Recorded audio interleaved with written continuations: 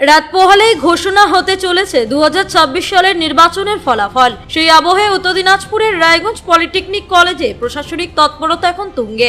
ইতিমধ্যে পিসিআর এর স্ট্রং রুমকে ঘিরে নিরাপত্তা ব্যবস্থা জোরদার করা হয়েছে। মোতায়েন রয়েছে বিপুল সংখ্যক পুলিশ ও কেন্দ্রীয় বাহিনী। এরই মধ্যে গণনা কেন্দ্রের নিরাপত্তা ও প্রস্তুতি খতিয়ে দেখতে রায়গঞ্জে পৌঁছন পুলিশ আধিকারিক এডিজি নর্থ বেঙ্গল। তিনি রায়গঞ্জ গণনা কেন্দ্র সচক্ষে পরিদর্শন করেন এবং নিরাপত্তা ব্যবস্থা, স্ট্রং রুমের সুরক্ষা ও প্রশাসনিক প্রস্তুতির বিভিন্ন দিক খতিয়ে দেখেন। সংশ্লিষ্ট আধিকারিকদের সঙ্গে কথা বলে প্রয়োজনীয় নির্দেশও দেন তিনি। স্ট্রং রুম চত্বর জুড়ে চলছে কড়া নজরদারি।